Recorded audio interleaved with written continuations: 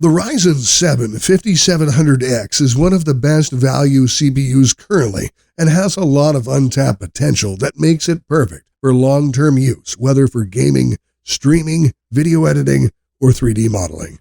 Since this is a very popular processor, I've put together a list of 3 PC builds with the 5700X that offer excellent value. We will start with the best budget PC build, then the best overall value, and at the end I have a powerful mini ITX PC build for anyone who loves small form factor PCs. So let's get started. Price information and all PC parts mentioned in the video are available in the description. If you want to build an affordable and fast PC with the Ryzen 7 5700X that dominates every game at 1080p today, but also has a strong foundation to go beyond today's needs, then this budget PC build has you covered on all grounds. I chose all these parts with a simple goal: build the best possible PC under $850. Starting with the motherboard, I wanted to keep things simple and chose the MSI B550M PRO-VDH Wi-Fi Micro ATX motherboard. It's reliable, affordable, and easy to work with. At around $100, there is no AM4 board that offers a decent VRM, 4 DIMM slots, Wi-Fi, and sturdy build quality in one package other than the B550M PRO-VDH. Do note, however, that this motherboard may not immediately recognize the 5700X because this processor was released much later. Regardless, it's a simple BIOS update and you will be up and running in no time. To cool the 5700X, I chose the Thermalright Peerless Assassin 120 SE. It is the most affordable air cooler that can keep the 5700X under 60 degrees Celsius during gaming. But I don't recommend this cooler just because it's cheap. This cooler can even cool a Core i9-14900K at stock speeds. As DDR4 RAM prices have come down since the launch of DDR5, it is easy to fit a 32GB kit even at really low budgets. For this build, I chose a 32GB kit of TEAMGROUP T-Force Vulcan Z. It has 2 sticks of 16GB RAM, rated at 3600 MHz at CL18, and is available for just $60. DDR4 is going to be plenty fast for a long time, and with 32GB, you'll have ample memory to handle multitasking, demanding applications, and future-proof your system. Another part that personally surprised me is that I was able to fit a Samsung 980 Pro 1TB SSD into this budget. It is the gold standard for SSDs, and to be able to get the 1TB variant for just $90 is an incredible value. Keeping up with the trend of incredible value, I went with the XFX Speedster SWFT 210-core Radeon RX 6650 XT. It is an efficient GPU that can play games like Call of Duty Warzone at 1080p ultra settings at 100 frames per second, or Cyberpunk 2077 at 80 frames per second. It is simply the best deal in gaming right now, and I recommend strongly considering it for any budget build, and you can find it below $250. At first, I was going to either recommend the RX 6600, ARC A580, or RTX 3060, which are all GPUs that hover around the $200 price point. However, the RX 6650 XT is significantly faster than all of them, which lead me to ultimately choose it over anything else. To house this entire PC, I chose the NZXT H5 Flow. It is a stunning mid-tower ATX case that has deep grooves for easy cable management and optimal airflow. The case is slightly small to be able to fit 3 fans in the front, and yet NZXT found a solution. The bottom fan is tilted by 45 degrees, which lets it fit a smaller case as well as provide direct cool air to the GPU. Lastly, all this PC needs now is a high-quality and budget-friendly power supply. The entire PC is quite efficient and only consumes about 200 watts of power. So I went with the MSI MEG A550 BN 550 watt 80 plus bronze rated power supply. It is a reliable little unit that has one of the nicest designs I've ever seen on a PSU, and even for a 550 watts unit, it is quiet. The only thing I don't like about this unit is that it's non-modular, but at $50, I think that is too much of an ask. In conclusion, if you're aiming for a budget-friendly PC with the Ryzen 7 5700X, this setup offers exceptional performance. It has the fastest parts that you can get at the lowest possible budget to ensure a stable and snappy experience through and through. All these for an estimated budget of around $850. Before moving to the next PC build, it would really help me continue making more videos if you support me by just hitting the like button and subscribe, or even with a comment, so that I know if you like it or if there's something I can do to improve next time. I promise it costs nothing, just a few seconds. So let's move to the next PC build. The 8-core Ryzen 7 5700X offers exceptional performance at a really low price. So if you can stretch your budget a little over $1,000 and want to get the best value PC, I have put together a PC build that represents the same incredible value as the 5700X. Each of these parts pushes the limits of what it means to be fast and budget friendly at the same time. Starting with the motherboard, I chose the MSI Meg B550 Tomahawk Max Wi-Fi. I chose it because it offers everything that you could ask for in a motherboard, from a great VRM, near perfect I/O, and a great price. It covers all the essentials and also gives a few extra features like Wi-Fi, Bluetooth, and a full array of 5 audio jacks with optical SPDIF. It is a complete motherboard through and through that leaves nothing more to be desired.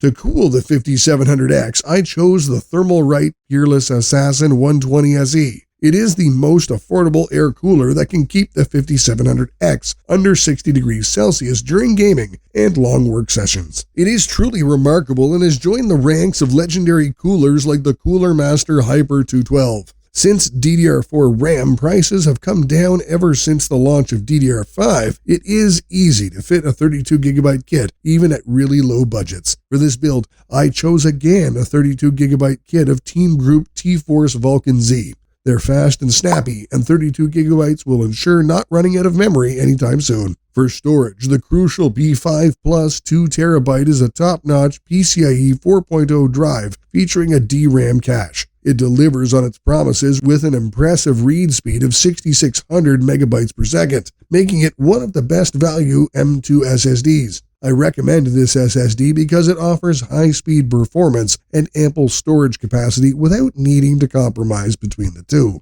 For the GPU, I went with the MSI Gaming Z Trio Radeon RX 6800. The RX 6800 is a living proof that the previous generation cards are still competitive against the latest GPUs from NVIDIA and AMD. It has 16 gigabytes of VRAM and can play all the latest titles in 1440p Ultra settings at 60 frames per second or more.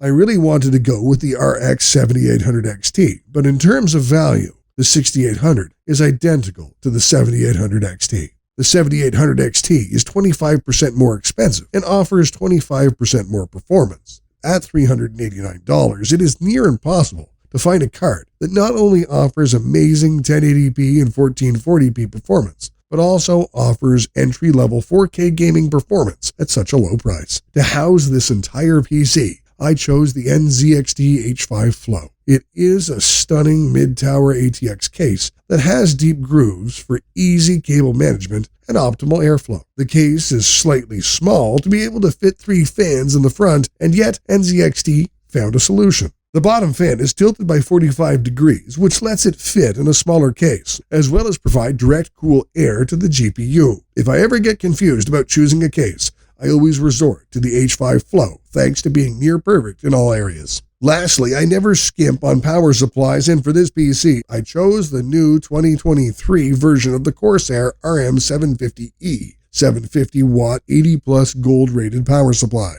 It is one of the most affordable ATX 3.0 PCIe 5.0, which means that it comes with the newer 12 VHPWR cable for the RTX 30 and 40 series. You can always swap out parts as you like as long as you have the strong and reliable power supply that can handle even the worst situations. This entire PC is quite efficient as well and consumes just about 200 watts of power. Upgrading the GPU later down the line will be a non-issue as there is plenty of headroom. In conclusion, if you're aiming for a PC with the Ryzen 7 5700X that leaves little to no room for improvement, then this is the ideal value PC build for me. It's fitted with the most reliable and performant parts that were chosen specifically to perform, last a long time, and are really affordable. The estimated budget for everything is around $1,130. So let's move on to the mini PC build.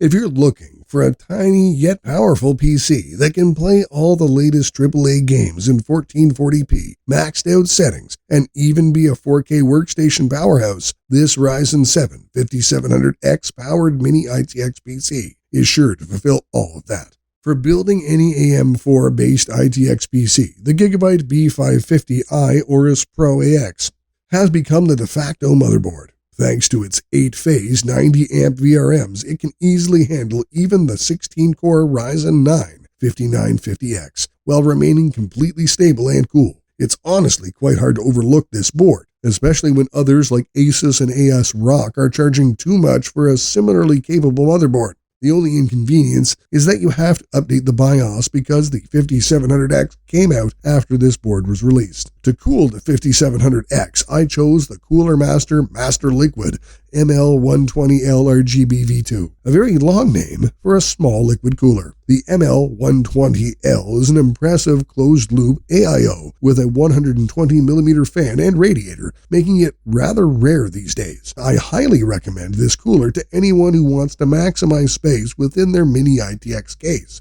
without compromising on the cooling whatsoever. For the RAM, I've chosen again the 32GB kit of TEAMGROUP T-Force Vulcan Z. I highly recommend at least 32GB of RAM in any ITX build, as it is hard to fiddle in small cases later and prices are really low for DDR4 kits.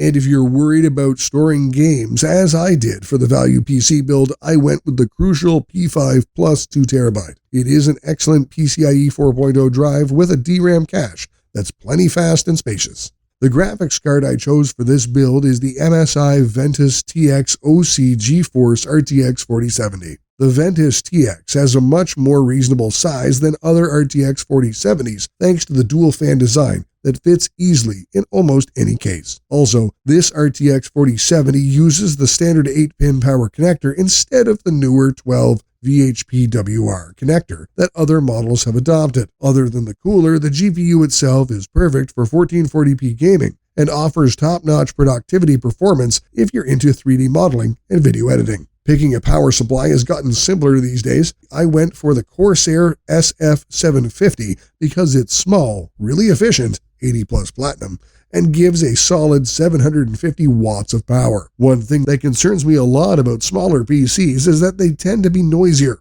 Thankfully, the fans do not spin until the PC needs the power supply to provide 300 watts, and even at 600 watts, the fan is dead silent at just 23 decibels. And finally, I picked the Cooler Master Masterbox NR200p Mini ITX case. This case is incredibly versatile and can pack almost anything you throw at it. The biggest challenge in building an ITX PC is trying to fit everything in a small box. The NR200p can have all of its panels unscrewed so that no one has to get their fingers stuck when building a PC in this case. This, combined with the ability to host up to 7 fans and even a 280mm radiator, is why this has become my favorite ITX case. In conclusion, if you want a baller gaming and productivity PC that fits on your desk, this Ryzen 7 5700X PC has got you covered. It's small, incredibly efficient, and silent even under full stress. The estimated cost for everything is around $1,400. Let me know in the comments if you would change the configurations of any of these builds. Which components would you change, and why? How would you approach this challenge differently? I look forward to hearing your ideas.